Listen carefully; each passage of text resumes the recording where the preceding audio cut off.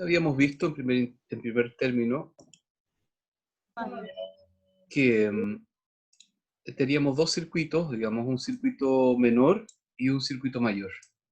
El circuito menor correspondía al tránsito desde el corazón hacia el pulmón y el circuito mayor desde el corazón hacia el resto del cuerpo. Por otra parte, habíamos dicho también, ¿verdad?, que dentro de los elementos esenciales del sistema circulatorio teníamos, por supuesto, el transporte y distribución de sustancias hacia los tejidos. En segundo término, la remoción de los productos del metabolismo desde los tejidos, o sea, por ejemplo, los desechos nitrogenados y tal, que hay que retirar efectivamente desde el sistema tisular. Por supuesto, los aportes gaseosos, ¿verdad?, de oxígeno y, por supuesto, el retiro del CO2 también.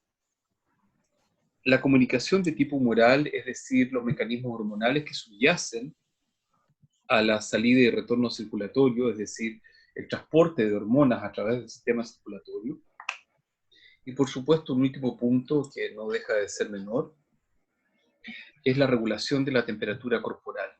En este sentido, fundamentalmente basado en la tesis de que la temperatura corporal tiene que ver con vasoconstricción y vasodilatación periférica. De modo que continuamente nuestro sistema está favoreciendo la regulación de la temperatura corporal en ciertos núcleos fundamentales del cuerpo, como son, por ejemplo, el cerebro, riñón, hígado, páncreas, y tubo digestivo, es decir, regiones centrales del cerebro. Miembro superior y miembro inferior no tiene tanta importancia de que se enfríen, digamos. Ok.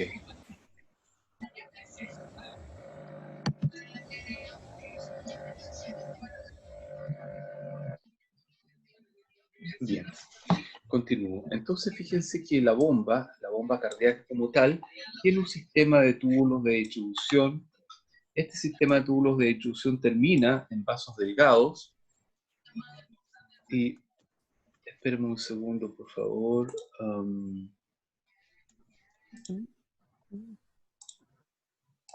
Y estos vasos delgados, entonces, llegan al resto del cuerpo, a lo que nosotros denominamos lecho capilar, y desde el lecho capilar es recolectado por un sistema que se llama túbulos colectores hasta nuevamente la bomba cardíaca. Este es un circuito general, ¿no? Pero no hay que olvidar que este circuito general es un circuito paralelo entre un circuito menor, que es desde el corazón hasta el pulmón y de vuelta, y un circuito mayor que va desde la aorta hasta el resto del cuerpo y volviendo con las venas cava superior e inferior. Voy a la siguiente. Dentro de las características del sistema circulatorio, entonces, podemos mencionar algunos aspectos esenciales, tales como que el corazón bombea sangre al sistema arterial y lo recoge el venoso, que el flujo de sangre es continuo dentro del sistema, que hay una elevada presión de las arterias y que esa presión va cayendo a medida que vamos avanzando en la circulación de la sangre hasta llegar a la presión de retorno, lo vamos a ver en el siguiente esquema, y que por lo tanto hay un diámetro decreciente más ramificación de vasos y luego una ramificación y un diámetro creciente, ¿no? Voy a la siguiente. Entonces, así se presenta el formato de la caída de la presión arterial en el sistema vascular. Entonces nosotros entendemos que hay un nivel, ¿verdad?, donde hay una presión media, y esta presión media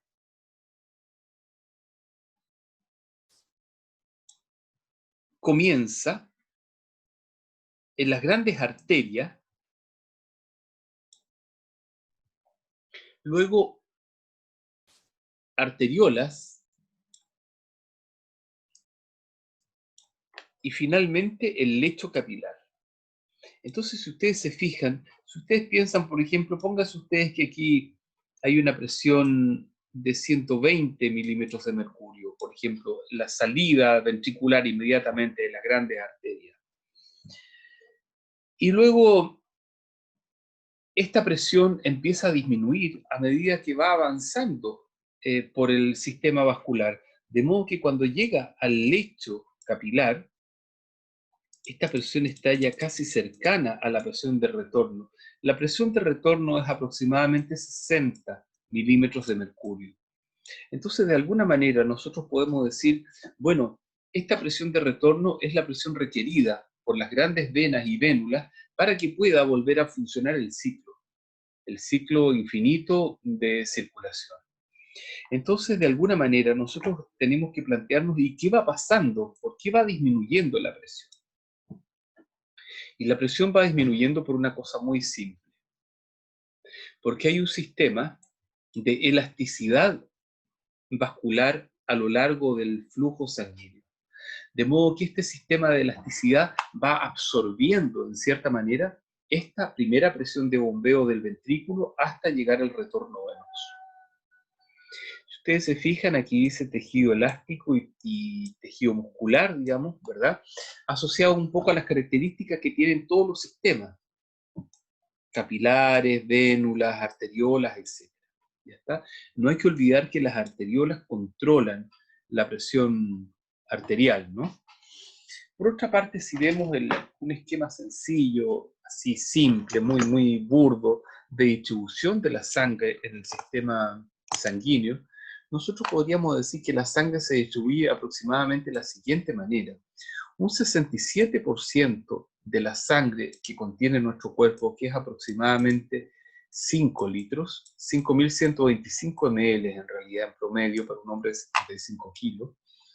Entonces podríamos decir que si el 67% de esos 5, es decir, casi 3 litros y medio, ¿verdad?, corresponden a sangre que está contenida en venas y vénulas. Por lo tanto, nosotros podríamos decir de cierta manera que las venas y vénulas son un verdadero reservorio de sangre en el organismo. Ya está. 11% en las arterias sistémicas, capilares y sistémicos, un 5% apenas en las venas pulmonares, en los atrios y ventrículos, etc. 4% capilar y 3% en arterias pulmonares. Entonces, nos quedamos con esta idea de que las venas y vénulas son un reservorio de la sangre en nuestro organismo. Aquí, fíjense, aparece un concepto bien importante, esencial, en términos del sistema circulatorio, que se denomina ley de Frank-Starling. ¿En qué consiste esta ley? ¿De qué se trata?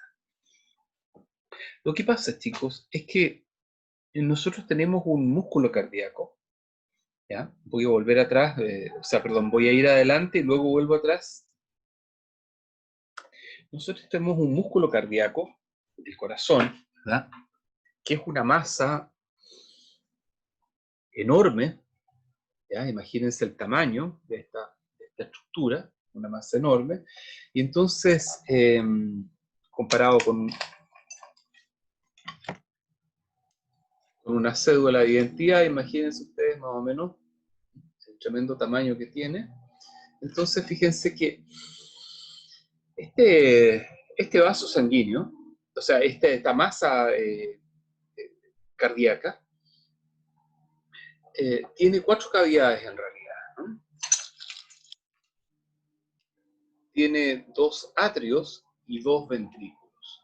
Entonces, la pregunta es, ¿cómo funciona esta estructura para efectivamente poder desarrollar el bombeo de sangre y cuánta sangre bombea? Bueno, eso es lo que estamos tratando de responder, y para ello lo primero es decir que el Q, es decir, el volumen minuto cardíaco completo del sistema, corresponde a 2 valores esenciales, al volumen sistólico y a la frecuencia cardíaca. Cuando hablamos del volumen sistólico, nos estamos refiriendo al volumen sistólico del ventrículo izquierdo. Ya está. El volumen sistólico del ventrículo izquierdo es, en promedio, en estado de reposo, 70 ml en sujetos adultos. Y la frecuencia cardíaca es aproximadamente 73 pulsos por minuto. Entonces, eso me da un valor de litros por minuto que corresponde aproximadamente, ¿verdad?, a 5.000 ml, ¿verdad?, por minuto. O sea, 5 litros por minuto más o menos. Bueno, eso es el Q. Y entonces a esto le llamamos gasto cardíaco. Definición: total de litros de sangre que salen de los ventrículos por unidad de tiempo. Muy bien. Bueno, este gasto cardíaco, no, esa la vamos a ver después. Este gasto cardíaco, el volumen minuto cardíaco, entonces, es, como les he dicho, función de la frecuencia cardíaca y del volumen sistólico. Entonces, la pregunta es obvia. Si el volumen minuto cardíaco es el producto de la frecuencia cardíaca y el volumen sistólico, ¿por qué se presentan estas curvas ascendentes? ¿Es posible que estos valores varíen en el tiempo? Parece que sí. Entonces, fíjense, ahí tienen ustedes el volumen minuto cardíaco en distintas situaciones. Primero, para un sujeto que está en estado de reposo,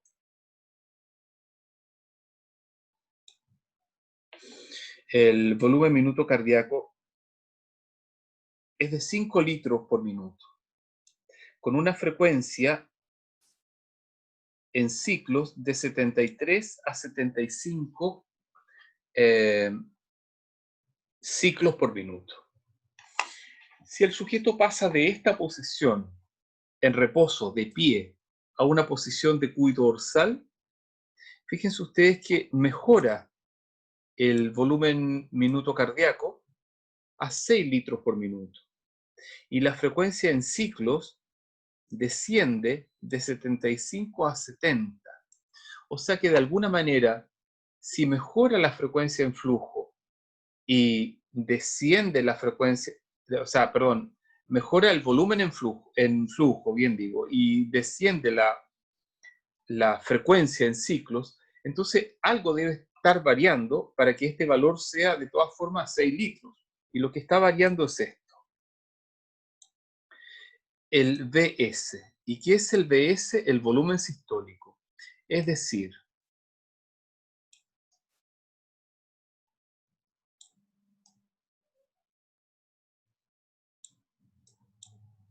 un corazón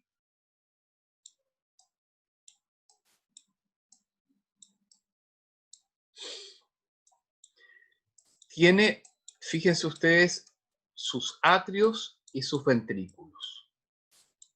Entonces, este es el ventrículo derecho y este es el ventrículo izquierdo, obviamente, porque es más grueso, ¿verdad?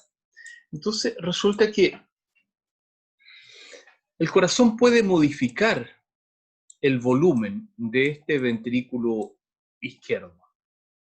Y para modificarlo, fíjense, lo que necesita hacer es, en el fondo, expandirse más, mejorar el retorno venoso. Entonces no cabe duda que la pregunta es, ¿por qué se mejora el retorno venoso en un sujeto que está en decúbito? Y la respuesta es obvia, ¿verdad? Se mejora porque el sujeto que está en decúbito no necesita tener la fuerza gravitacional de 9,8 metros partido por segundo al cuadrado, y por lo tanto, como no tiene esa fuerza de G, el retorno venoso se hace sencillo. Por lo tanto, mejora finalmente el volumen sistólico. Pero ¿qué pasa en el siguiente caso? En el caso en que un sujeto está haciendo un ejercicio de tipo moderado. En este caso, cuando el sujeto está haciendo un ejercicio moderado, el volumen minuto cardíaco varía de 5 litros en reposo a 20 litros. O sea, varía una gran cantidad, 4 veces, una gran diferencia. Entonces, la pregunta es, ¿cómo puede hacerlo? ¿Cómo puede ocurrir esto? Bueno, ocurre por dos razones distintas, pero complementarias. La primera es que se incrementa la frecuencia cardíaca, o sea, de 75 que tenía el sujeto de pie en estado de reposo, o 73, pasa a 130 pulsos por minuto o ciclos por minuto. Y a la vez, fíjense, de 70 que tenía de volumen sistólico, el volumen sistólico pasa a 150 ml por cada unidad de bombeo. Entonces, vistas así las cosas, no cabe duda, ¿verdad? Que 130 por 150 da 2000, es decir, 2 litros, o sea, perdón, 20 litros de volumen total bombeado en un minuto. Ahora fíjense ustedes que en ejercicio intenso, por ejemplo, 30 litros, incluso puede llegar a 40 litros de bombeo, solamente mejorando la frecuencia cardíaca, ¿verdad?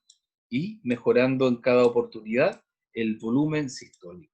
Entonces, parece ser que aquí estamos en el límite del volumen sistólico, es decir, 210 ml en situaciones extremas y para sujetos entrenados. Entonces, si volvemos atrás, ¿verdad? En reposo, el volumen minuto cardíaco es igual al volumen sistólico por la frecuencia cardíaca. Y eso en estado de reposo da 5 litros por minuto. Pero en estado de máxima exigencia para sujetos entrenados puede llegar a 40 litros en un minuto. Entonces fíjense que eso tiene que ver con la ley de Frank-Starling. ¿Y qué plantea la ley de Frank-Starling? Dice, cuanto mayor es el volumen diastólico ventricular, más se estiran las fibras miocárdicas durante la sístole, durante la diástole, durante el llene. Mientras más el volumen diastólico, más se estiran durante el llene. Dentro de un rango fisiológico normal, cuanto más se estiran las fibras miocárdicas, mayor es la tensión en las fibras musculares y mayor la fuerza de contracción del ventrículo cuando se estimula. Es decir, si el ventrículo izquierdo está apenas así abierto, y se contrae, la fuerza de contracción es baja. Sin embargo, si el ventrículo izquierdo está relleno de sangre y se contrae, la fuerza de contracción tiene mucha potencia. Claro que esto llega a un límite, no podría llenarse tanto porque ahí las fibras estarían tan elongadas que perderían la fuerza de contracción. Y ese límite son 210 ml. Entonces, eso es lo que denominamos la ley de Frank-Starling. La relación de Frank-Starling es la observación de que el gasto ventricular aumenta a medida que aumenta la precarga, presión diastólica final.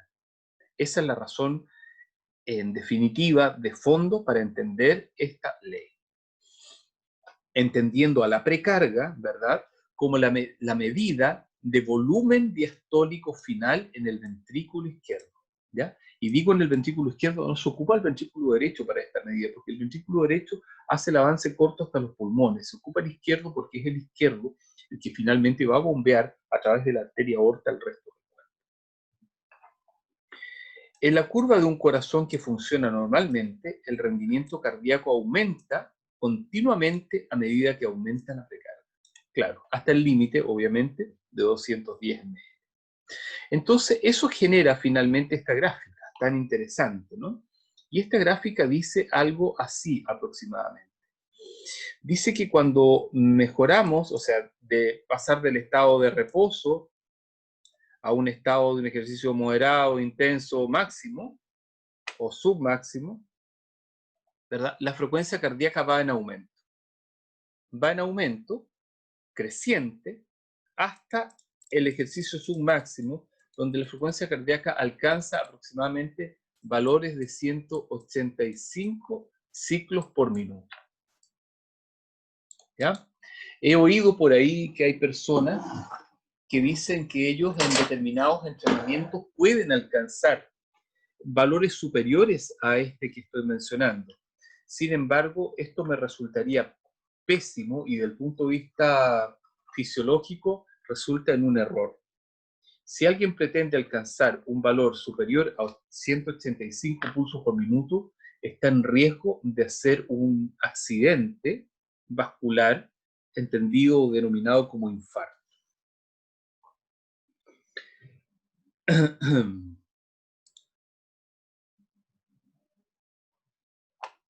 Bien.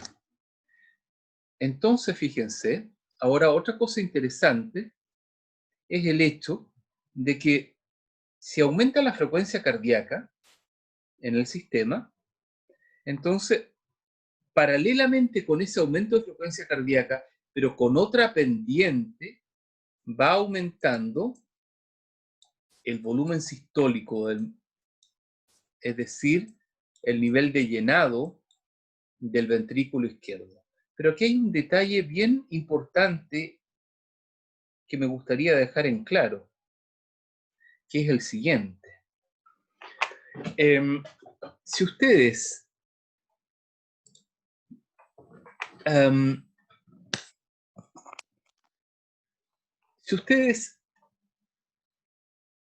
intentan forzar los 185 pulsos por minuto, van a cometer un gran error, porque tienen que darse cuenta que el volumen sistólico llega a un límite, más o menos aproximadamente dijimos de 210 ml, donde el corazón ya no puede bombear más sangre.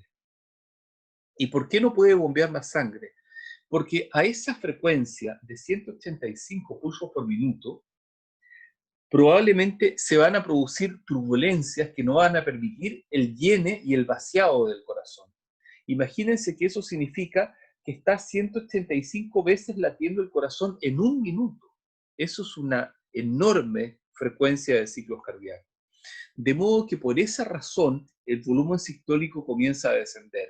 Y si comienza a descender el volumen sistólico después de este punto de quiebre, significa que aquí no hay vuelta atrás, digamos.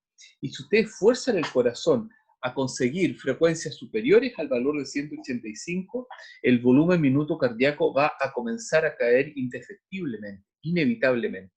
Lo que va a terminar, ¿verdad?, en una muerte súbita por paro cardíaco, por falla cardíaca. Es lo que le pasa a veces a los futbolistas porfiados cuando intentan exigir más allá de su capacidad cardiovascular. Le pasó hace un tiempo atrás a un hombre en plena cancha, me acuerdo, cayó de pronto en medio de la cancha, muerto por un paro cardíaco. Entonces, fíjense, modificaciones del volumen minuto cardíaco en distintas actividades profesionales. En carrera, ¿verdad? En ejercicio máximo pasa de un reposo a 190 de frecuencia cardíaca, extremado para mi gusto, ¿verdad? Con un volumen sistólico de 130 y con un volumen minuto cardíaco de 24,7 litros. En ciclismo, en ejercicio máximo, 185 de frecuencia cardíaca, volumen sistólico 120 y volumen minuto cardíaco de 22,2 litros. Natación, 170 en frecuencia cardíaca máxima, ¿verdad? Con un volumen sistólico 135 y 22,9 litros por minuto. Entonces, claro, distintos deportes tienen un poco distintas variaciones, pero están dentro más o menos de los parámetros normales. O sea, nadie realmente esperaría, excepto los sujetos ultra entrenados, ¿verdad?, valores de estos niveles. Estos niveles son prohibitivos para prácticamente todos los ciudadanos del planeta. Ahora fíjense, cuando se toma en consideración el volumen sistólico, hay que tomar en consideración otro volumen llamado volumen restante. Me explico. Cada vez que el corazón bombea su sangre, queda un poco de sangre en la cavidad ventricular, porque por más que apriete la cavidad ventricular, siempre va a quedar entre medio del sistema trabecular, etc. Va a quedar un poco de sangre. Entonces, fíjense que ese volumen sanguíneo va a depender también de en qué situación se está contrayendo el corazón. Si el corazón tiene una contracción tranquila, pausada, o una contracción violenta y de mucha fuerza. Si la contracción es tranquila y pausada, probablemente nosotros más o menos decimos que hay un volumen sistólico de 70 ml, como ya lo hemos mencionado, pero queda en el corazón continuamente otros 70 ml restantes. O sea que el corazón está lleno con 140 ml aproximadamente, de los cuales 70 son los que se están bombeando y los otros quedan en el corazón. Pero resulta, y a esta suma de volúmenes entre el volumen sistólico y el volumen restante le llamamos volumen telediastólico. Y entonces decimos que la fuerza de eyección es de la mitad, porque si aquí quedan 70 y 70 dentro del corazón, entonces la fuerza de eyección es de un 50% como máquina, como eficiencia de máquina. Pero resulta que si por otro lado nosotros estamos aplicando un ejercicio intenso. La mayoría de la sangre, que además aumenta por el viene ventricular, la mayoría de la sangre contiene, o sea, es fuertemente eyectada, y por lo tanto el volumen telediastólico, es decir, el volumen sistólico más el volumen restante, tienen una variación, pero en este caso la variación no es del volumen restante, porque si ustedes se fijan, aquí teníamos el volumen restante y disminuyó. Entonces la variación fundamental está en el volumen sistólico. Y este volumen sistólico aumenta increíblemente, de modo que la efectividad de la maquinaria es del 90%. ¿Hay preguntas?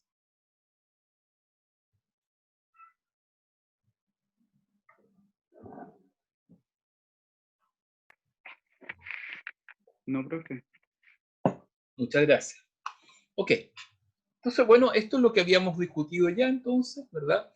Que el volumen sistólico,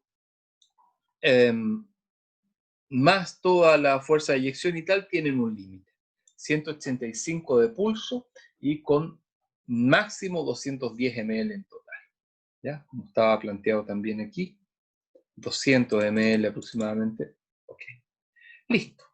Entonces, después de eso, ¿verdad? Hay una incapacidad no solamente para expulsar la sangre del corazón, sino que también hay una incapacidad de perfusión coronaria.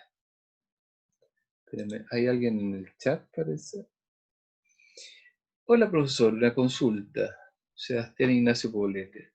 En base a la obesidad y la cantidad de grasa sobre el corazón, a mayor sobrepeso u obesidad al corazón, ¿le cuesta más el bombeo, por lo cual hay mayor sistólisis? ¿O por el contrario, la musculatura vascular se acostumbra y disminuye con el volumen del tiempo? Mira, hay un fenómeno adaptativo a medida que la obesidad va aumentando. Sin embargo, cuando la obesidad llega a un límite determinado, el corazón siempre se encuentra en un estado de semicompresión. Esa semicompresión altera una propiedad que vamos a conversar más tarde, que se llama bomba de aspiración pulmonar, y que consiste en que cuando uno inhala y exhala, deja un espacio dentro del mediastino que permite facilitar la contracción pulmonar. Entonces, este proceso en obesidad genera una sensación de vacío, y los sujetos que son obesos, ¿verdad?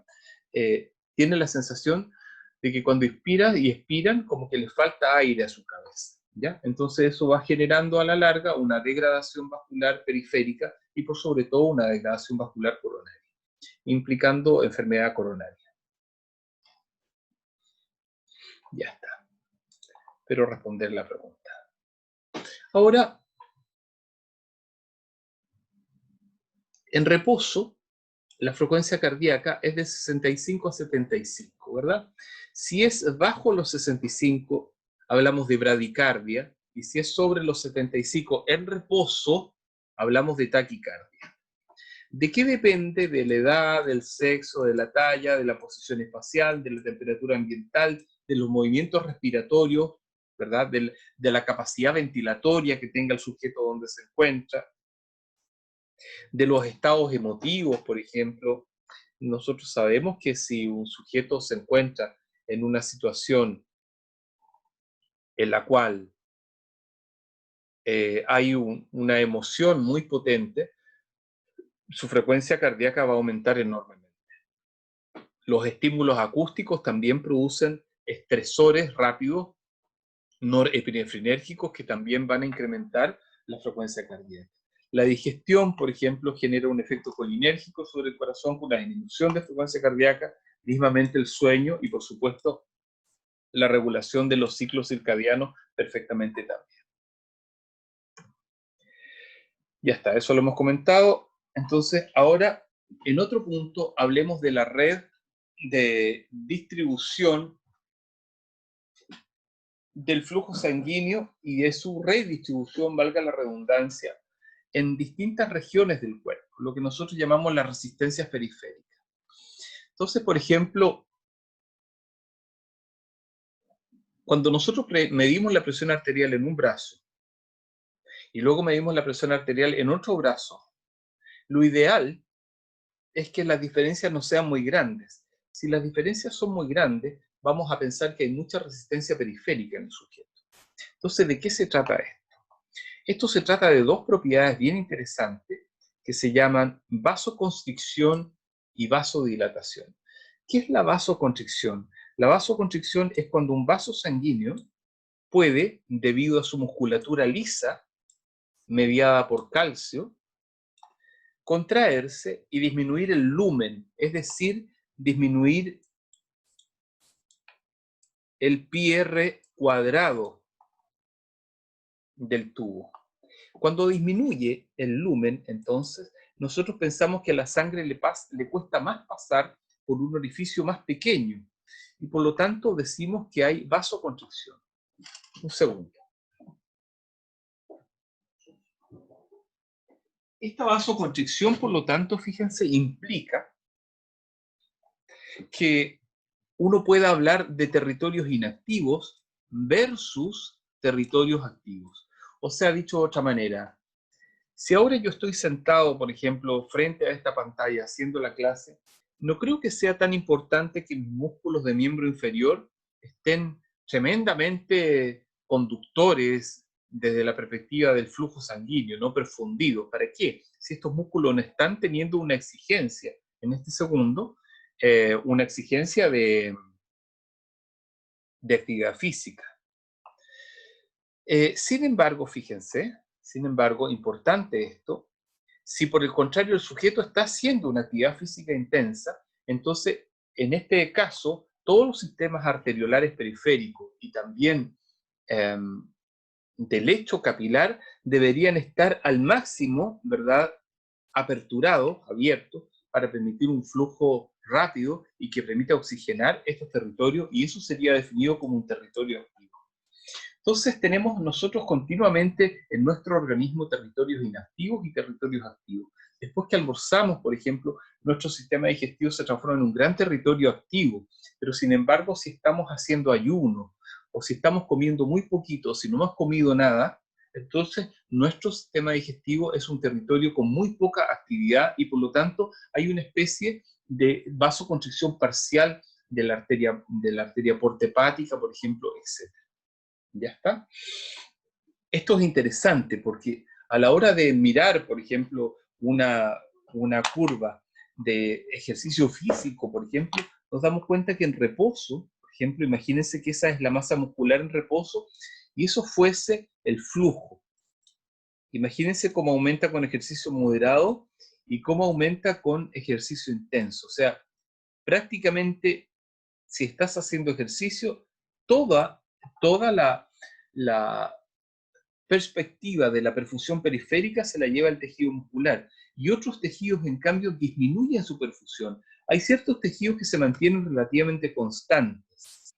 Por ejemplo, el tejido cerebral se mantiene relativamente constante en 0,8 porque no parece muy razonable, por ejemplo, que al estar haciendo actividades, por ejemplo, de 100 watts, 200 watts, 300 watts de trabajo, el cerebro empieza a disminuir su flujo porque eso sería peligroso. Si estamos arrancando, por ejemplo, eso podría significar que nos desmayáramos.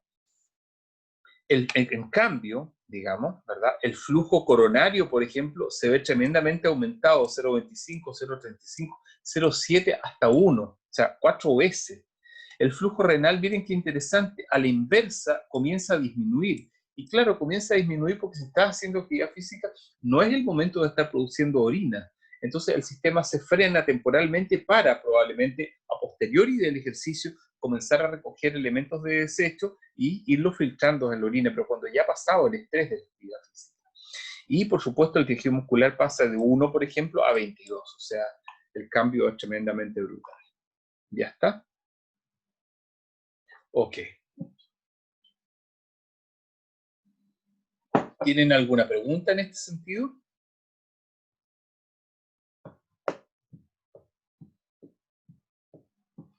Bien, continúa.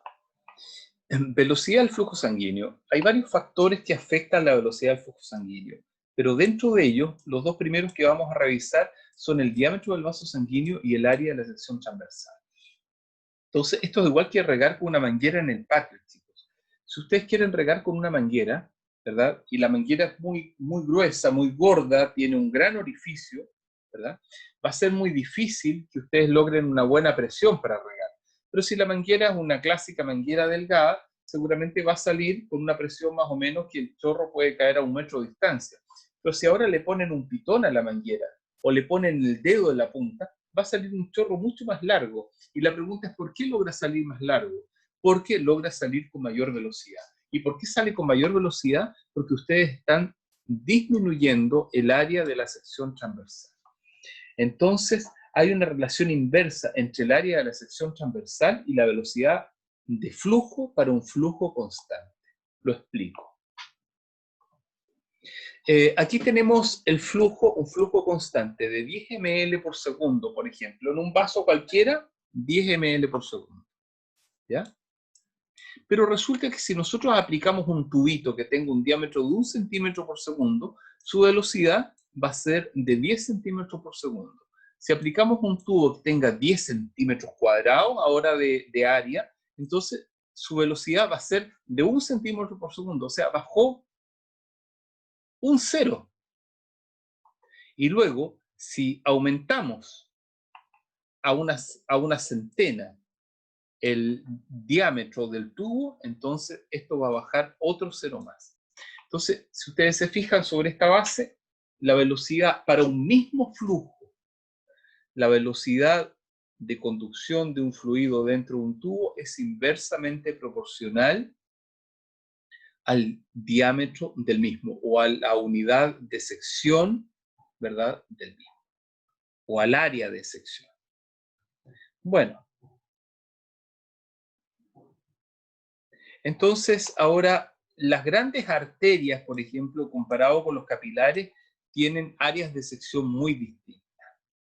Los capilares tienen áreas de sección que pueden llegar aproximadamente a 5 micras.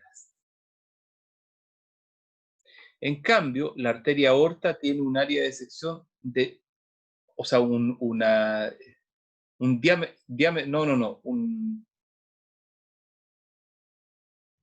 total de sección, bien digo un diámetro, no un radio, un diámetro de sección de 2,5 centímetros. O sea, es una tremenda arteria.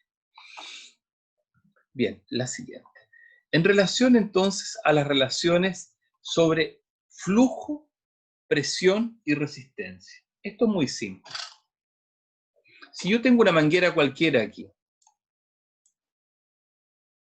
y esta manguera cualquiera tiene que conducir un líquido,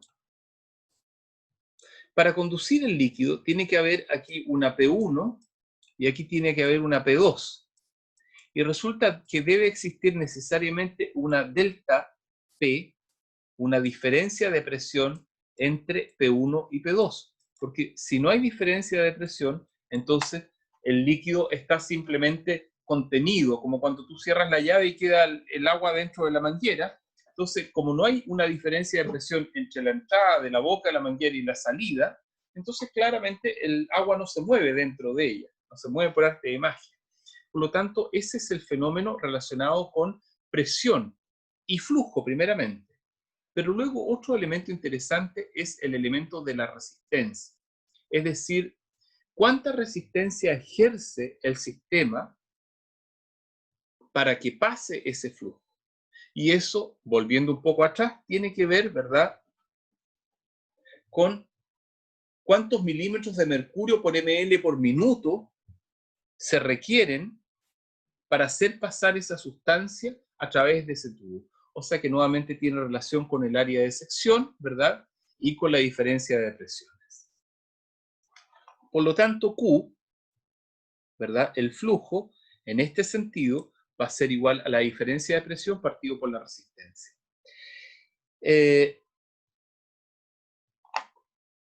Voy a la siguiente. Relación entre flujo, presión y resistencia, entonces, resumiendo, hay una directa proporción entre la diferencia de presión y el flujo, y hay una inversa proporción, perdón, aquí, en relación a la resistencia, ¿verdad? Si la resistencia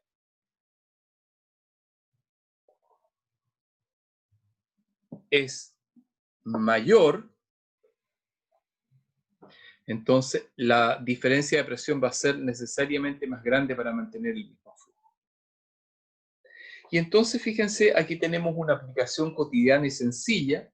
Ahí tenemos un vaso que está recibiendo una obliteración, ¿verdad? Por un ateroma, probablemente un acúmulo de colesterol y tejido cicatrizal. Y entonces eso va a estar implicando una alteración en la resistencia periférica total. Y eso podría provocar una alteración de la resistencia en un solo órgano, por ejemplo, en el hígado, por decirlo de alguna forma. De modo que la relación de flujo, presión y resistencia puede verse afectada por enfermedades como la hipercolesterolemia. Ahora hablemos de flujo, presión y resistencia con una fórmula clásica, que es la ecuación de Poiseuille. La ecuación de Poiseuille, chicos, es una ecuación muy sencilla,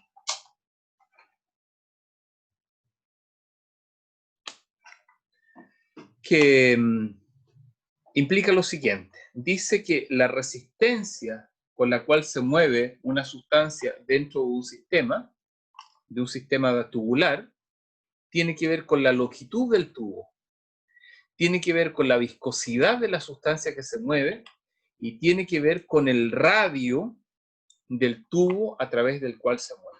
Y es inversamente proporcional al radio del tubo y directamente proporcional a la viscosidad y a la longitud del tubo. Me explico. Si ustedes tienen un tubo aquí, vamos a dibujar dos tubos iguales, ese y este otro tubo. Entonces, imagínense ustedes, por ejemplo, chicos, que tienen dos sustancias distintas, no sé. A ver, déjenme inventar, buscar dos sustancias distintas.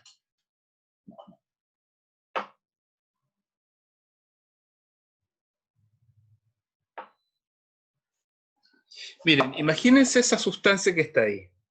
¿Ven su grado de viscosidad? Cuando yo la muevo, no hace espuma, nada. Es como un aceite, miren. Ahora vean el grado de viscosidad de esta sustancia. Es mucho menos viscosa que el agua, ¿verdad? Entonces, la pregunta es, si yo tengo una sustancia viscosa que quiero hacer pasar por un tubo, imagínense que estos dos tubos son del mismo diámetro, y tengo una sustancia menos viscosa como esta, que es casi como la acetona, y la quiero pasar por el mismo tubo, ¿a cuál de las dos le va a costar más pasar? Sin duda que le va a costar más pasar a la que es más viscosa, a la que tiene un N más alto. Si esta sustancia viscosa fuera miel, por ejemplo, ¿ya? Eso implicaría una viscosidad tan alta que le costaría mucho y ofrecería mucha resistencia en pasar. Pensemos que los dos tubos son de 1 metro y son del mismo diámetro. Pero si fuera acetona, sería muy sencillo que pasara. Ahora, imagínense si en vez de ser 1 metro, fuera 10 metros o 100 metros. Entonces, sin duda, mientras más larga es la tubería, mayor resistencia ofrece la sustancia para pasar. ¿Y por qué ofrece mayor resistencia? Porque la sustancia va ejerciendo roce dentro de la superficie del tubo por donde se va conduciendo, va ejerciendo roce. De modo que eso significa que hay grandes variaciones y por esa razón es tan importante la viscosidad de la sangre. La sangre puede ser más viscosa o menos viscosa. Por ejemplo, los varones tenemos 5 millones, en promedio 5 millones de glóbulos rojos por milímetro cúbico, o sea, por microlitro. Y las mujeres tienen aproximadamente, en promedio, 4.500.000 por microlitro. Entonces, fíjense ustedes que, claro, ¿por qué existe esta diferencia? Esta diferencia está basada fundamentalmente en una cosa estructural que tiene que ver con la masa muscular, que hay más masa muscular en el varón, ¿verdad? Y en el varón típico, promedio, me estoy refiriendo, respecto a la mujer promedio, debido, ¿verdad?, a que, y por tanto hay más hemoglobina, o sea, mioglobina, y por lo tanto tiene que haber más relación entre hemoglobina y mioglobina. En cambio, en las chicas hay menor cantidad de masa muscular, más masa grasa, ¿verdad? A menos que sea una chica que hace actividad física intensa, en cuyo caso pudiera ser superior a la de un varón, ¿verdad? Y por lo tanto requiere una tasa de glóbulos rojos un poquito más baja también en promedio. Eso es lo que muestra la fisiología clásica. Ahora fíjense, Si la cantidad de glóbulos rojos es 5 millones o es 4,5 millones, eso da una viscosidad determinada. Pero ¿qué pasa si alguien, por ejemplo, se va a vivir a la cordillera? Y allá en la cordillera, a 3.500 metros, se pone un campamento y se pone a vivir ahí en una carpa y vive durante 5 semanas. A las 4 o 5 semanas, su cantidad de glóbulos rojos va a estar en 7,5 millones por microlitro. O sea, va a tener una gran cantidad de glóbulos rojos circulantes. Por lo tanto, su sangre va a ser más viscosa. Y si va a ser más viscosa, va a requerir, de acuerdo a esta ecuación, una mayor resistencia, o se va a ofrecer una mayor resistencia a la circulación de esta sangre. Estos son elementos importantes en fisiología cardiovascular que es necesario considerar. Y a la vez, esto se encuentra asociado con un siguiente concepto, que es el concepto de flujo laminar y flujo turbulento. ¿De qué se tratan estos conceptos? Estos conceptos se tratan de lo siguiente. El flujo laminar es un flujo que se da en condiciones ideales, chicos. Es decir, todas las partículas viajan así en el mismo sentido, ¿ya? Por un tubo. Entonces el flujo laminar genera una figura como una parábola, así, ¿ya? Donde la velocidad de las partículas que fluyen en el centro del tubo son máximas y las velocidades van disminuyendo gradualmente hasta que, en sentido teórico estricto, teórico, al límite de cero, las partículas que están adosadas al borde del tubo tienen velocidad cero. ¿Ya? Esta es una cosa que se define en física. No creo que sea importante entrar en esa macana ahora, pero es interesante que al menos tengan la idea. Entonces esto es como cuando uno viene a un río, ¿verdad? Los niños chicos tiran el típico barquito de papel contaminante en la mitad del río y el barquito se va rajado y de repente si el barquito se empieza a acercar a la orilla, va disminuyendo velocidad. Y si se acerca mucho a la orilla, el barquito puede quedar incluso girando, pero ya no se mueve más, ya no sigue avanzando. Entonces, eso tiene que ver, ¿verdad?, con esta tesis de los flujos. Entonces, el flujo laminar posee un perfil parabólico, ese es el perfil parabólico que les digo, y en la pared del vaso el flujo tiende a ser cero. Entonces, estas partículas que están ubicadas en la pared del vaso son prácticamente partículas que actúan rotando sobre sí mismas como lubricantes para que el resto, la monocapa infinitesimalmente siguiente, se pueda mover un poquito, la siguiente un poquito más, la siguiente un poquito más, así hasta alcanzar la tesis del flujo laminar, con una parábola en la punta, donde la mayor velocidad está en el centro del flujo. Luego, en el flujo turbulento, fíjense, por ejemplo, aquí hay un objeto. Entonces aquí venía el flujo laminar, pero este objeto genera un vacío. Y ese vacío genera un flujo turbulento. Entonces genera irregularidades en el vaso sanguíneo, se requiere una mayor presión para movilizarlo y se acompaña de vibraciones audibles llamadas soplos. Entonces estas vibraciones audibles hacen que el vaso empiece a vibrar literalmente y esta vibración del vaso empieza a producir ciertas plasticidades en los tejidos adyacentes y produce otras complicaciones que, bueno, no viene al caso mencionarlas, que en fisiopatología me imagino que las van a ver ustedes, pero que tiene que ver con modificaciones de estabilización del tejido debido a esta vibración permanente.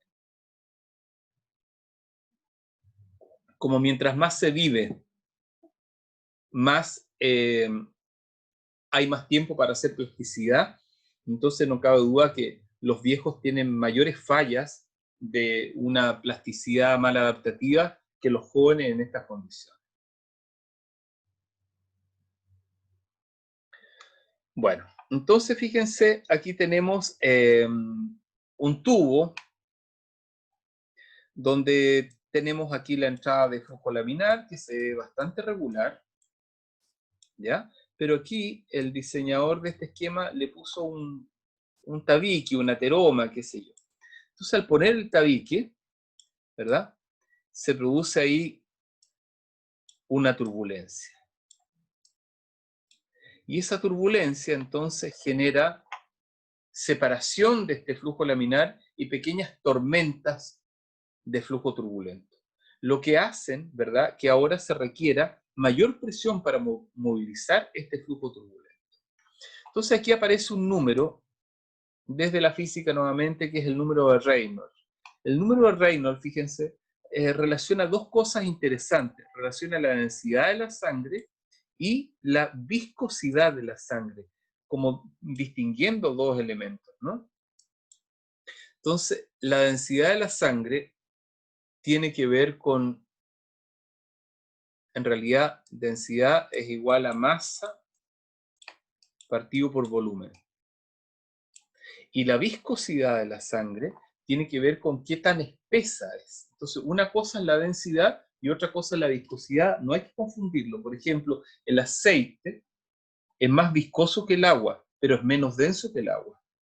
El glicerol, esta sustancia, ¿verdad?, es más viscosa que el agua y más densa que el agua. Entonces, hay sustancias que son más viscosas que el agua y menos densas, y otras más viscosa y más densa. Entonces, viscosidad y densidad son cosas diferentes y hay que tenerlos en cuenta. Ok. Si el flujo es menor que 2, se da a entender, digamos, de acuerdo a la aplicación de la fórmula y tal, que el flujo tiene mayores posibilidades de ser turbulento. Si el flujo es mayor que 2, o sea, perdón, al revés. Si es menor que 2, el flujo es laminar. Si es mayor que 2, el flujo es turbulento. Entonces, fíjense, hay ciertas situaciones en las cuales se produce turbulencia del flujo. Una, clásicamente, es cuando hay anemia. ¿Y por qué razón? Porque cuando hay anemia, ¿verdad?, hay disminución de la viscosidad de la sangre. Y si la sangre se hace menos viscosa, hay mayor posibilidad de hacer turbulencia. Por el contrario, si hay un trombo y un estrechamiento del vaso, también al haber un estrechamiento del vaso, el flujo venía laminar, pero se estrecha, y al estrecharse entonces se produce separación de flujo y se produce nuevamente el fenómeno de la turbulencia. Muy bien. Hablemos ahora del aparato cardíaco. El aparato cardíaco está montado, ¿verdad?, sobre una base muscular. A ver.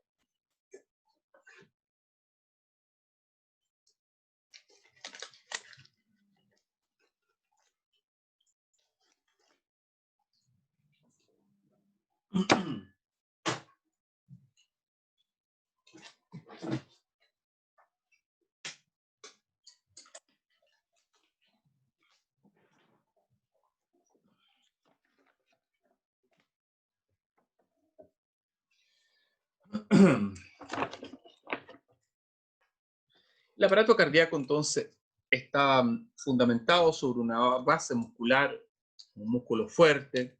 Miren ahí, por ejemplo, ese atrio.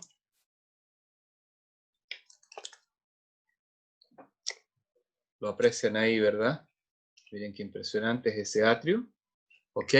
Y entonces ahí sus masas ventriculares. El ventrículo derecho en este lado, ¿verdad? Ahí está. Y aquí el ventrículo izquierdo. Entonces, esta masa muscular, chicos, es muy impresionante porque, fíjense por favor,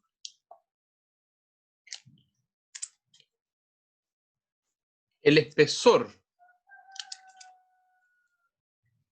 del ventrículo izquierdo y el espesor del ventrículo derecho es impresionante. Ese es el septum, ¿verdad? Pero es el mismo espesor del ventrículo al otro lado. Y este es el derecho y ese es el izquierdo. Entonces, esta enorme masa muscular, ¿verdad? Mira, ahí hay otro fragmento de aurícula. Ahí está. Hace que el corazón tenga entonces una distribución de musculatura muy interesante, porque la musculatura se distribuye aquí en los atrios, así, de esa forma, como anillos, y en los ventrículos como una madeja de lana, digamos, que tiene un envoltorio. ¿Para qué? Para que cuando el corazón pueda contraerse, pueda ejercer la fuerza en este sentido. Pues bien,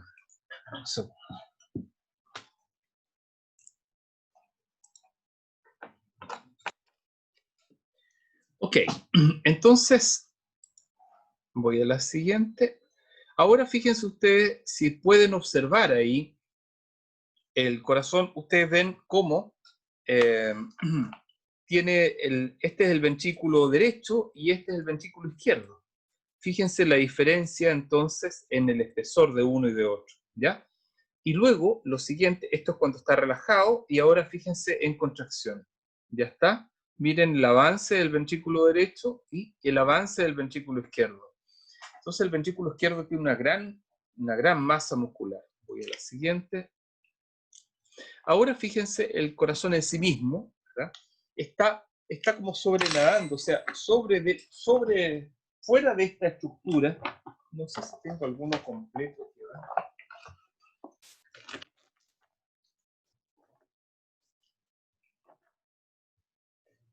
Este que es de animalito está completo. Vamos a ver si puedo mostrárselo de alguna manera.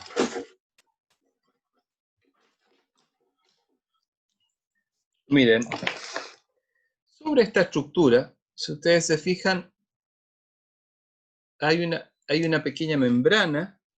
¿La aprecian ahí? ¿Ya? Yo podría meter esta pinza por debajo de esta membrana. Miren. Esta membrana es el pericardio. Entonces, este corazón, que es un corazón de animalito, esta es la arteria aorta, esa es la arteria pulmonar. ¿Se fijan más chiquitita? Increíble la diferencia, ¿ya? Entre aorta y pulmonar, miren. Increíble. Entonces, esta estructura es el pericardio. Entonces, fíjense ustedes que cuando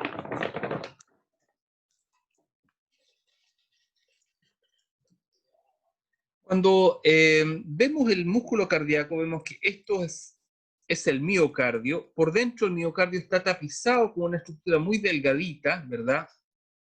El endocardio. Entonces, el endocardio es una estructura suave, ¿ya? Muy suave, que va por dentro, y necesita ser suave, porque si fuera una estructura áspera, los glóbulos rojos se romperían sus membranas ahí en esa estructura. Entonces, después se encuentra, ¿verdad?,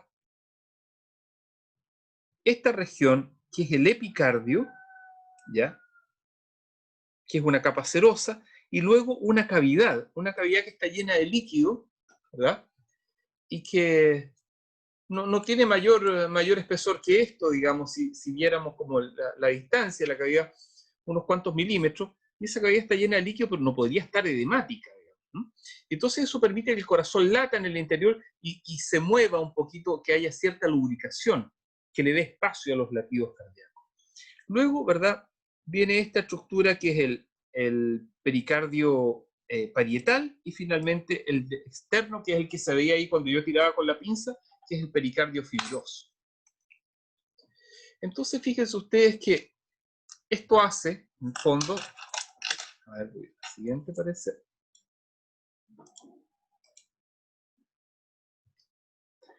Esto hace que contemos, entonces, miren, más o menos con las siguientes generalidades anatómicas del corazón.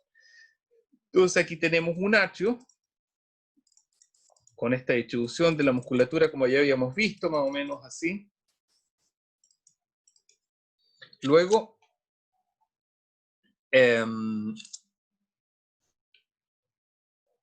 ahí tenemos un cordón tendinoso, voy a hablar enseguida de eso, eso es parte de la estructura valvular. Miren qué interesante esto. Esa es una válvula cardíaca. Entonces, aprovechemos de ver que es uno de los más claritos para válvula, creo yo. Entonces, si ustedes se fijan, ahí está la válvula cardíaca, ¿no? Entonces, esa válvula cardíaca tiene unos cordones ahí, voy a tratar de tomar uno, a ver.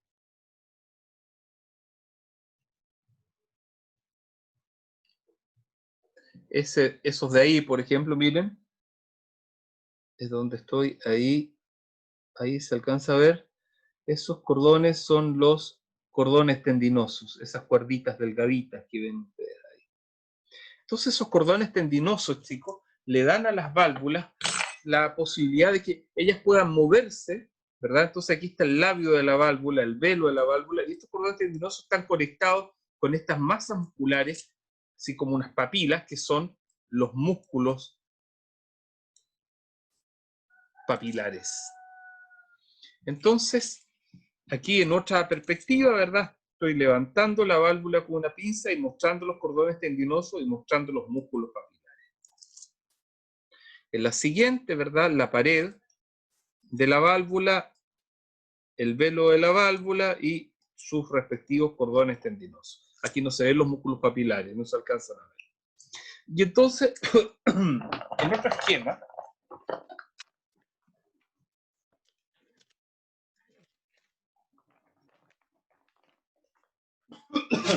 en otro esquema, vemos, ¿verdad? La válvula expresada tal cual, y entonces la válvula tiene aquí los cordones tendinosos, ¿verdad? Y los músculos papilares en estado de relajación, y aquí la válvula se fue hacia arriba para evitar el paso de sangre hacia los atrios, y entonces los cordones tendinosos están tirantes, ¿ya? Tirantes y también los músculos papilares semicontraídos. Perfecto.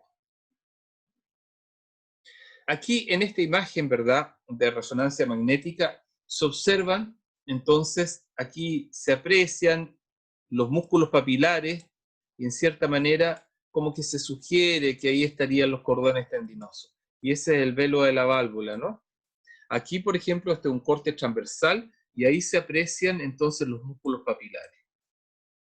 Ahí también, eso podría ser un músculo papilar, una trabécula más bien, eso también es una trabécula. Vamos a la siguiente. Entonces los músculos papilares, fíjense ustedes, pueden estar en los siguientes diseños, si uno quisiera, ¿verdad?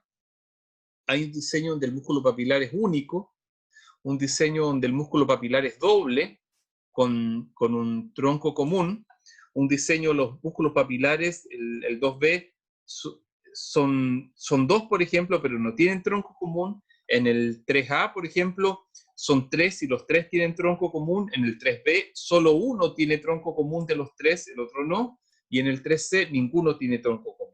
Y entonces aquí vemos distintos esquemas mostrando los estadios 1, por ejemplo, ese, donde cada uno está solito, ¿ya? Los estadios 2A, aquí, por ejemplo, que se ve los dos músculos, pero con un tronco común, etcétera, 2B, en fin, etcétera. Entonces, estos son los músculos papilares, ¿verdad? Muy interesante. Ahí está. Muy bien, y ahí hay otro. Ok. Entonces, fíjense, otro sistema valvular que tiene el corazón son las válvulas que la gente llama válvulas aórticas y válvulas pulmonares, pero que se pueden llamar también válvulas semilunares. Entonces, válvulas semilunares en la arteria pulmonar, válvulas semilunares en la arteria aórtica. Entonces, estas válvulas semilunares se llaman así porque tienen forma de unas medias lunas. Entonces, voy a mostrárselas por acá. Después podemos volver a esa imagen. Ahí están. Entonces, aquí está una válvula semilunar en forma de media luna que termina ahí, si ustedes se fijan, empieza ahí, termina ahí. Y aquí hay otra válvula semilunar en forma de media luna. Y la tercera que quedó enroscada en el corte que estaba ahí. Entonces, estas válvulas semilunares, si se mete la sangre por intermedio, por debajo de la válvula está así en este caso, se mete por debajo, la válvula se infla. Se infla y entonces si se inflan las tres válvulas, no dejan entrar la sangre hacia el sistema, no dejan devolverse la sangre al sistema. Entonces, la sangre sale desde la arteria pulmonar y sale desde la arteria aorta, pero si se quiere producir un reflujo, evitan el reflujo. Si se produjera un reflujo, a eso se le denomina soplo. Esta es la arteria pulmonar, ¿verdad? Y esta es la arteria aorta. Fíjense ustedes más o menos las diferencias de espesor de cada una. Hay otra cosa interesante que está ubicada aquí en el interior. En la arteria aorta, ¿verdad? Aparecen las cavidades por donde emergen las arterias coronarias. ¿Ya? Ahí está la cavidad. Y entonces las arterias coronarias, una rama hacia el costado derecho y otra rama, ¿verdad?, hacia el costado izquierdo. Entonces es interesante saber que estas arterias coronarias irrigan completamente el corazón. Y si una de estas arterias coronarias se bloquea, se produce un infarto. Ahí están las imágenes de las ramas arteriales, por ejemplo. Ahí tenemos una aurícula, en fin. Ahí tenemos la válvula semilunar extendida, ¿ya? Ahí tenemos circulación coronaria en el corazón, ahí tenemos la aorta, ya está. Hablemos de músculos intercalares ahora, perdón, de disco intercalares y de músculo cardíaco. El músculo cardíaco, chicos, es un músculo que se acomoda de manera muy similar al músculo esquelético, pero tiene discos intercalares. Entonces, de vez en vez, estos discos, ¿verdad?, van cumpliendo una función como de liga adherence entre los distintos sarcómeros. Y entonces, ahí vemos perfectamente los sarcómeros distribuidos, ¿verdad? Esas son las fibras de actina-miosina, ¿verdad? Y esas son las bandas Z respectivas.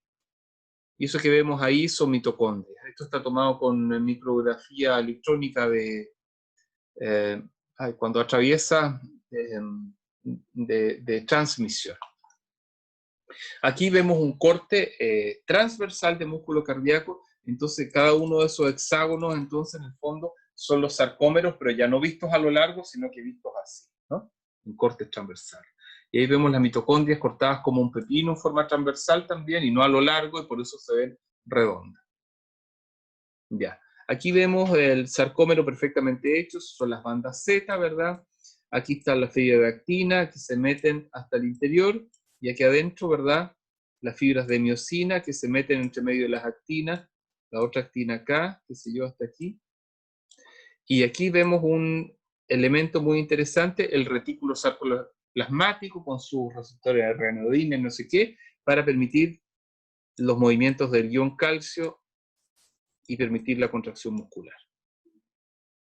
Ok, aquí esquemas generales, ¿verdad?, de los sarcómeros cardíacos, ¿verdad? La forma en que las fibras de actina se meten dentro de las miosinas, ¿verdad? Las miosinas con sus cabezas activadas, con actividad tepeácica, la troponina C, que se liga a calcio, etc. Bueno, eso es, me imagino que lo vieron en celular.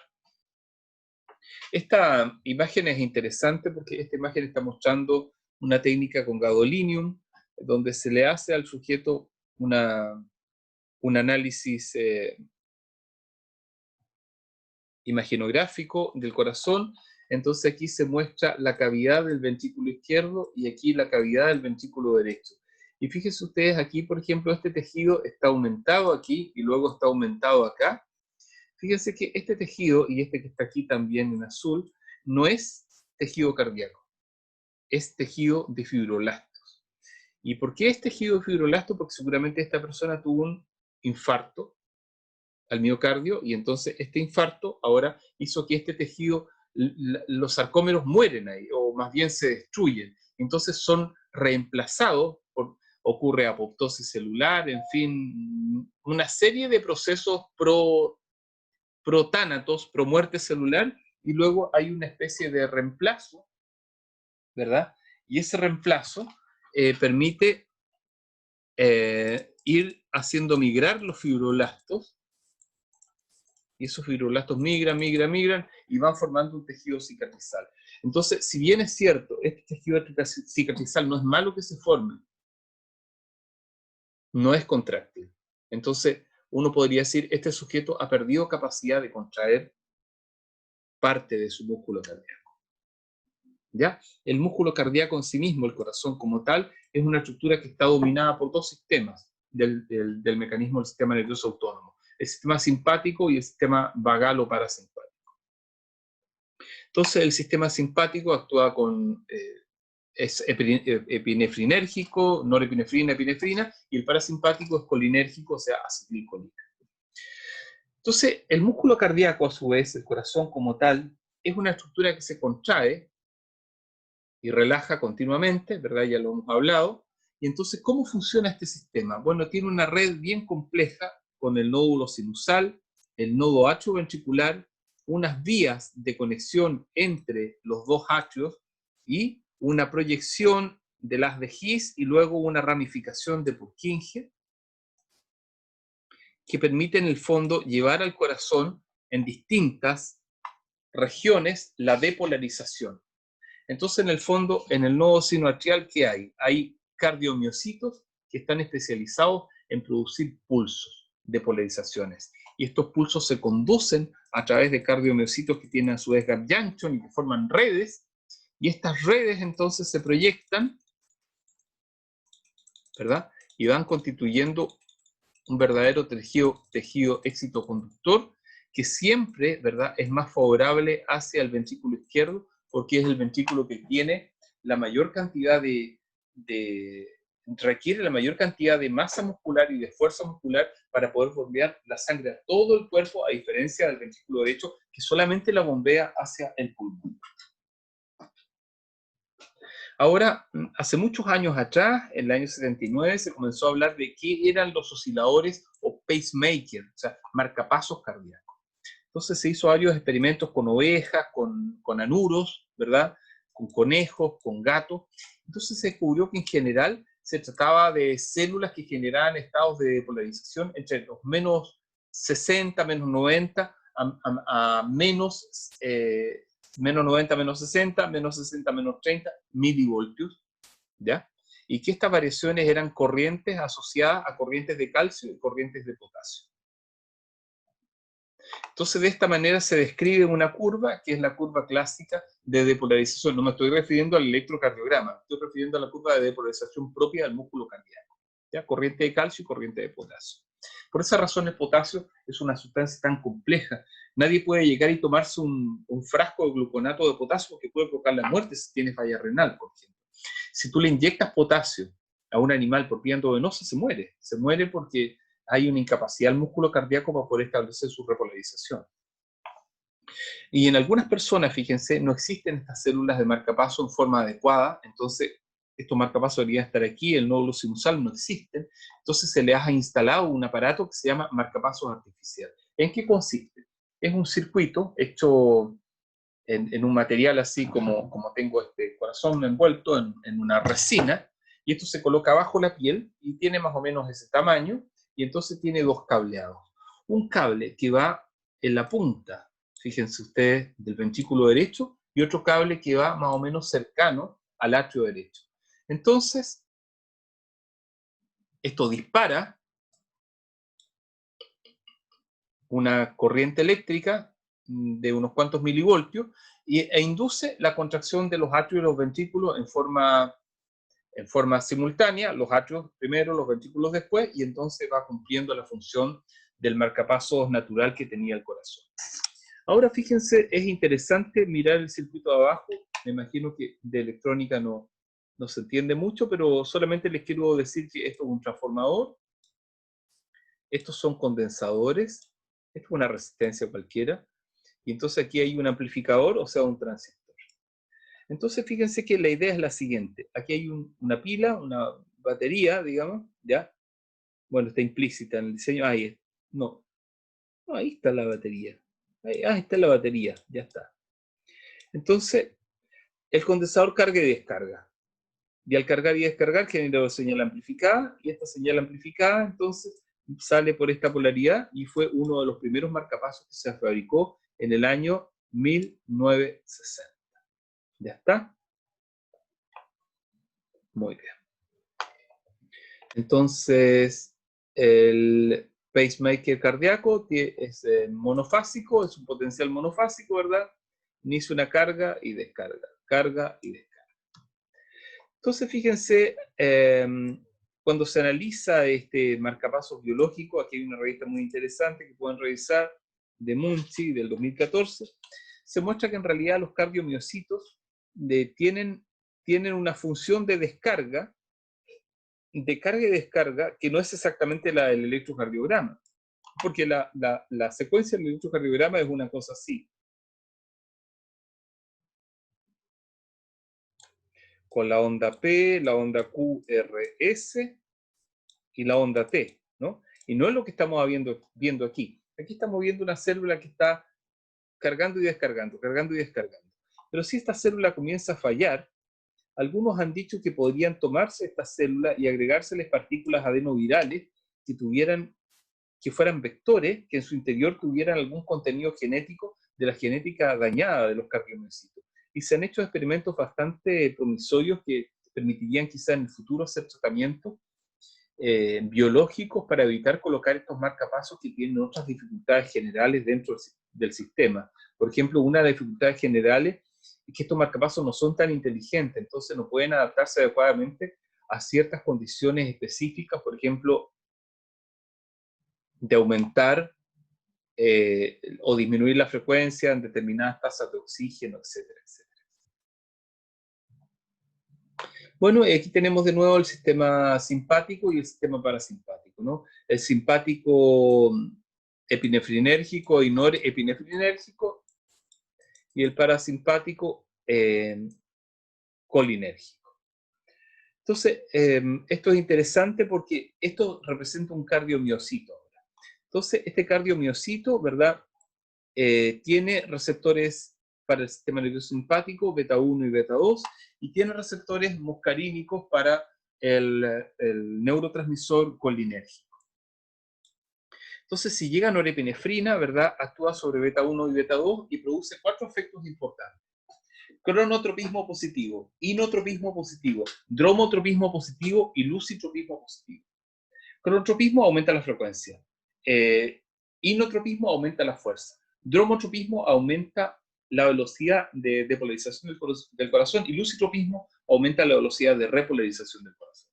Y por el contrario, si el neurotransmisor es acetilcolina, entonces este actúa sobre los receptores muscarínicos, y estos receptores muscarínicos hacen todos los eventos contrarios. Entonces, en el fondo, nuestro músculo cardíaco está siempre modulado por un sistema epinefrinérgico y un sistema colinérgico, ¿ya? Y en ese equilibrio nos mandamos día y noche. Si nos emocionamos, si nos asustamos, aumenta la actividad colinérgica, ¿verdad? Y si estamos tranquilos, estamos durmiendo, o sea, perdón, si nos emocionamos y tal, aumenta la actividad norepinefrinérgica, y si estamos tranquilos, aumenta la actividad colinérgica. Entonces, la actividad simpática, norepinefrinérgica, actúa sobre el nódulo sinusal, sobre las células de conducción y sobre las células miocardiales. Muy bien. Otros mecanismos que están asociados a la regulación de la contracción cardíaca, ¿verdad? Son las del comando central, del tipo de respuesta anticipatoria. Si tú sabes que va a pasar algo malo porque recibes algún tipo de señal, ya sea cognitiva o de otra naturaleza, olfatoria, qué sé yo, entonces eso de inmediato genera un aumento en la frecuencia cardíaca. Por ejemplo, entras a tu casa y hay mucho olor a gas. Tú dices, esto va a estallar en cualquier segundo. Y entonces tu frecuencia cardíaca empieza a dispararse como respuesta anticipatoria. ¿Ya? Otro mecanismo se llama nervioso periférico. Por ejemplo, de repente estás en la oscuridad caminando y tocas algo, no sé, espantoso, que no esperabas encontrar en el pasillo, luz apagada. Entonces, también va a ocurrir por una respuesta periférica, digamos, va a ocurrir un fenómeno asociado al sistema nervioso central. U otra respuesta periférica podría ser una respuesta simplemente de la actividad gastrointestinal, que sí. Mecanismos hormonales y humorales, tisulares, ¿verdad? Y presión de CO2 y presión de oxígeno, cambiando el pH y por lo tanto cambiando los receptores de hipercapnia, de acidez y alcalinidad versus oxigenación del plasma, y por lo tanto modificando también frecuencia cardíaca en función compensatoria. Mecanismo hemodinámico, bombeo muscular, inervación simpática y bomba aspirativa o de aspiración del tórax, que consiste en que cuando tú inspiras, aprietas el corazón con los pulmones, y cuando tú expiras se produce entonces como un holgaje, hay menos presión. Entonces eso también influye en la forma neta en la cual el corazón está bombeando la sangre. Ya eso está visto. Una vez inicia la actividad muscular, mecanorreceptores, ¿verdad?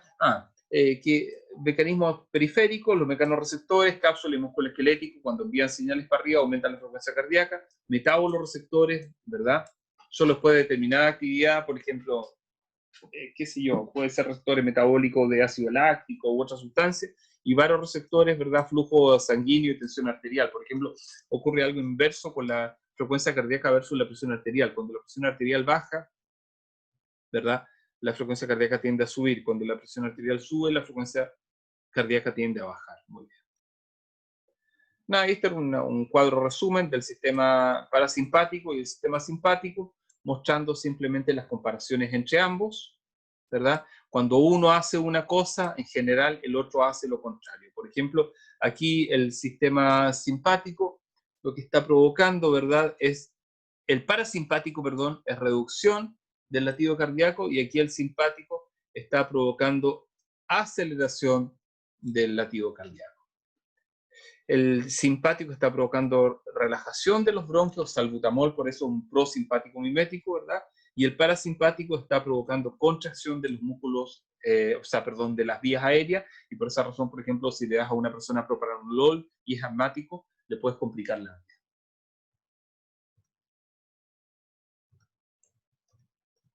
Ya está. Eso ya está todo comentado. Vámonos ahora entonces a hablar de sangre. En sangre me interesa fundamentalmente, no les voy a hablar de toda la cosa escolar de sangre, sino que algunos puntos esenciales que son importantes, creo yo, desde la perspectiva de la fisiología. Bueno, primero, ¿verdad?, decirles que la sangre se compone de un porcentaje importante, 55% de sustancias fluidas y un 45% de material reticulado, digamos, de células. Entonces hay un sobrenadante y células cuando se centrifuga la sangre a 12.000 revoluciones por minuto durante 10 minutos, por ejemplo, a 4 grados Celsius. Eso es lo clásico que se hace, ¿no? Entonces, ¿qué encontramos? Encontramos glóbulos rojos, ¿verdad? Después encontramos toda la línea de plaquetas y después encontramos toda la línea de células blancas. Perfecto. Ahí tenemos un frotis sanguíneo clásico teñido con hematoxilina y eosina, donde vemos más o menos los tipos clásicos de células, los hematíes o glóbulos rojos, ¿verdad? Siempre que se ven como un Frechnet, así más aplastaditos en el medio, ¿verdad? Las plaquetas, un neutrófilo enorme con sus grandes núcleos polimorfos, ¿verdad? Y un eosinófilo lleno de estos pigmentos propios eosinofílicos. 10 micras dice aquí, por lo tanto uno debería suponer que aproximadamente un glóbulo rojo tiene unas 7 micras de diámetro por 4, 3,5 de espesor. Funciones de la sangre, ¿verdad? Transporte, ya lo hemos dicho, homeostasis, regulación de la temperatura corporal, ¿verdad? Líquido cefalorraquídeo, mantención del pH, etcétera, protección contra infecciones, producción de anticuerpos, la línea blanca de células, ¿verdad? Y formación de coágulos para prevenir la pérdida sanguínea. En una rata, fíjense, este es un tanque de nado forzado para una rata. En una rata, fíjense, aproximadamente el volumen sanguíneo de una rata es entre 55 a 70 ml por kilo de peso de rata. ¿Ya? Una rata pesa normalmente entre 300 a 320 gramos a la edad de 3 meses. Una rata alimentada ad libitum en un laboratorio y sin estrés. Entonces, eso equivale más o menos por rata entre 17 a 21 ml por cada ratón adulto de peso promedio. En nosotros dijimos 5 litros, 5.124 ml promedio para un sujeto de 75 kilos de peso. Ahora, una cosa que me interesa mencionar es la formación de las células sanguíneas, eritropoiesis, formación de glóbulos rojos, leucopoiesis, formación de glóbulos blancos, y trombopoiesis, formación de plaquetas, o sea, trombocitos. Bien, entonces vámonos con hablar de la médula ósea, que es tan importante. Fíjense ustedes que el riñón es un órgano muy sensible a la hipoxia. Entonces, cuando ocurre un poco de hipoxia en el riñón expresa una molécula que es el factor inductor o inducido por hipoxia, el IF. Entonces ese factor a su vez estimula la síntesis rápida de RNA para eritropoyetina. La eritropoyetina sale al plasma sanguíneo, ¿verdad? Llega a la médula ósea roja de los huesos y ahí le dice al sistema, oiga, compadre, comienza a diferenciar células porque vamos a fabricar glóbulos rojos. Los glóbulos rojos salen a la circulación, ¿verdad? Entonces al salir a la circulación empiezan a hacer disminuir la hipoxia que estaba producida al principio y por lo tanto se produce normoxia, disminuye el factor inductor de por hipoxia y disminuye por tanto la producción de EPO y se estabiliza el sistema. Esto cuando tienes una médula ósea roja de los huesos adecuada. En el caso de que haya leucemia, por ejemplo, este proceso no ocurre. Aquí tenemos otro esquema, ¿verdad? Mostrando capilares con glóbulos rojos normales y capilares con pocos glóbulos rojos y menos hemoglobina. Entonces, cuando hay glóbulos rojos normales, los gases respiratorios pasan, ustedes saben, a través de la membrana sin necesidad de transportadores, CO2 y oxígeno. Entonces pasa el oxígeno y entonces aquí hay la presencia de un factor inducido por hipoxia que cuando llega el oxígeno se liga, se produce una unión del factor inducido por hipoxia a unas proteínas llamadas ubiquitina y a una proteína que en realidad es un proteasoma que actúa como una proteína chaperón. Entonces, ¿qué hace? Agarra al factor inductor de hipoxia y lo destruye. Y lo destruye porque no es necesario, así funciona el mecanismo molecular. Y se recupera el proteasoma y se recupera la ubiquitina. Sin embargo, en otro caso, si hay poco oxígeno debido al hecho de que la persona se cansa, qué sé yo, porque hay pocos glóbulos rojos, entonces el factor inducido por hipoxia, ¿verdad? Se preserva, pero no solo ese, sino que se mete dentro del núcleo, ¿verdad? De una célula blanco, y entonces esta célula blanco en este caso es una célula pluripotencial, y entonces ahí activa, o sea, perdón, una célula renal, y ahí activa entonces, ¿verdad? La producción, la lectura de un DNA para producir un RNA y para producir EPO, eritropoyetina, ¿verdad? Que es una molécula proteica. Entonces, esta eritropoyetina sale del riñón y sale a la circulación general.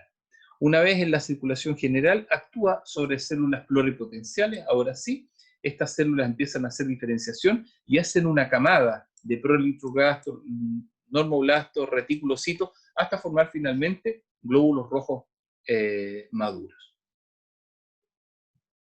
Bien, entonces otra cosa que hace la EPO, por otra parte, ¿verdad?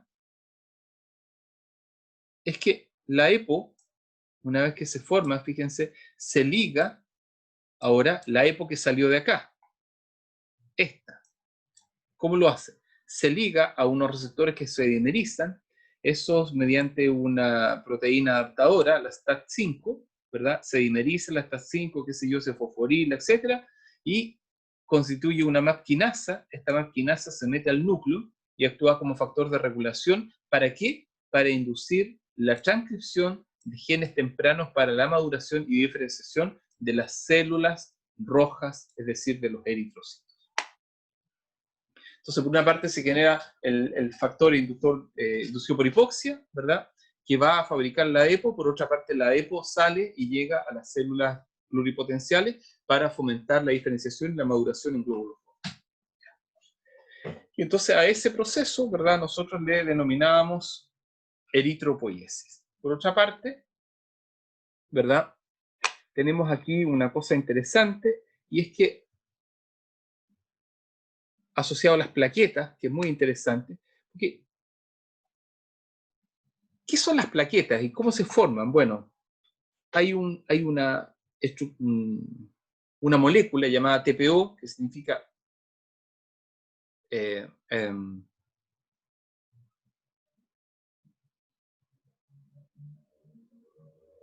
hormona trombopoyética, ¿ya?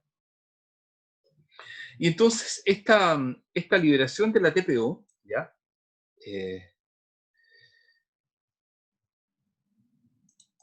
Llega a través de la sangre hacia una célula pluripotencial. Esta célula pluripotencial de la médula ósea se diferencia, ¿verdad? Y una vez que se diferencia, forma un megacariocito. El famoso megacariocito gigante este que tiene receptores para TPO y otras moléculas reguladoras.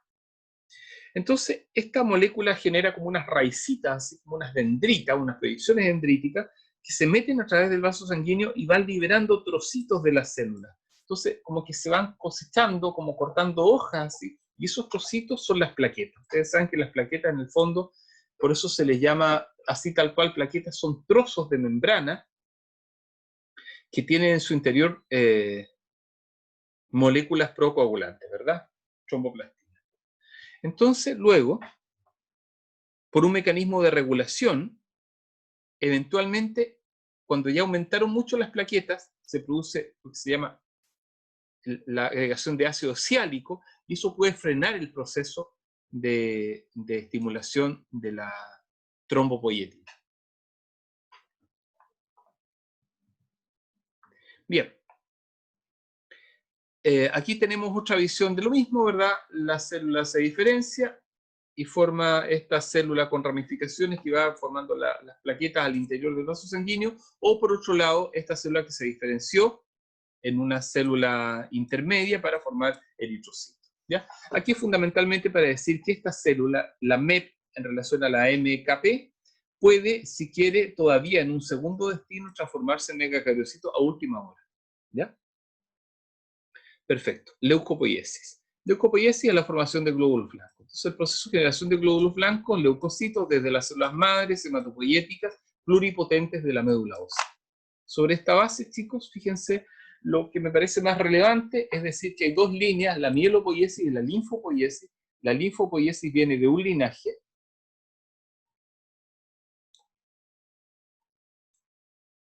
y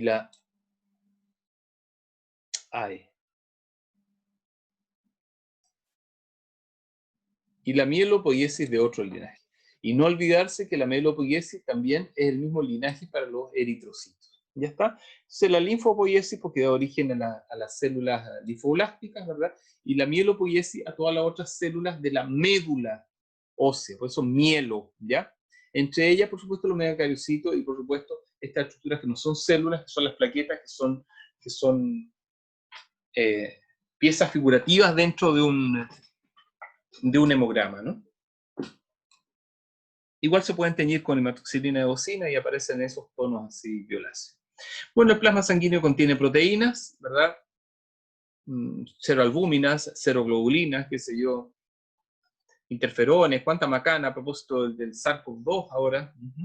Aminoácidos, obviamente, porque todos los aminoácidos que podemos conseguir a través de los alimentos, más los aminoácidos que pueden manejarse y el metabolismo, los aminoácidos que pueden manejarse dentro de las células. Los desechos nitrogenados, los nutrientes, gases respiratorios, obviamente, electrolitos, ¿verdad? Sodio, potasio, calcio, magnesio, fosfatos, cloruros, fundamentalmente. Y todas las hormonas del sistema endocrino. Preguntas.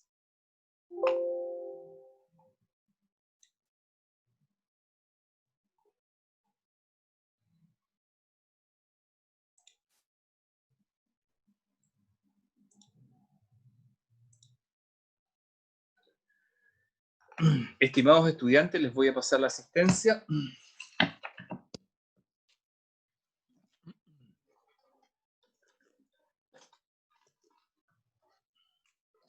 A ver, voy a pasar la asistencia a las personas que veo solamente. Yuri, ¿cuál es tu apellido?